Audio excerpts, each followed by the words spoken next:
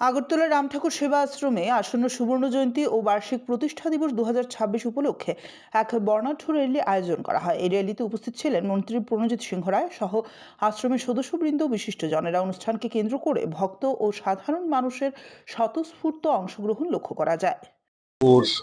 রাম ঠাকুর সেবা মন্দিরের 50 বছর পূর্তি উপলক্ষে এখানে কয়েকদিন ব্যাপী এই উৎসব অনুষ্ঠিত হবে এবং সেটা আমাদের মহারাজজির উপস্থিতি এটা শুরু হয়েছে।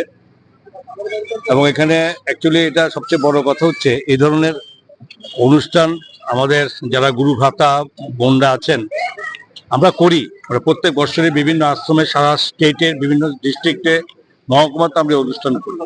কিন্তু এই প্রথমবার যেখানে শ্রী শ্রী রাম ঠাকুরের এত সংখ্যক যারা ভক্তবৃন্দ যে সেন্ট্রালি আগরতলার এই 50 বছর এই বনমালীপুর আশ্রমের পূর্তি উপলক্ষে যেটা করছে সেটাই প্রথম। আমাদের ঠাকুরের সমস্ত আশ্রিতরা সমস্ত করে একসঙ্গে একত্রিত হয়েছে। এটা আনুমানিক সংখ্যা ছিল যে 5000-এর মতো হবে, দেখা গেলো এটা 5000 না, এখন 8 থেকে 10,000 ছাড়িয়ে যাচ্ছে।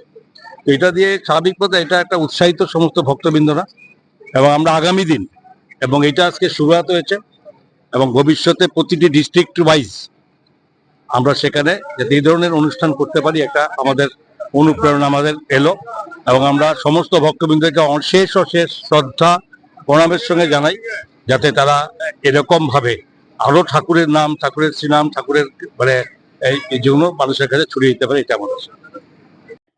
ব্যুরো রিপোর্ট, অবিরাম 24x7।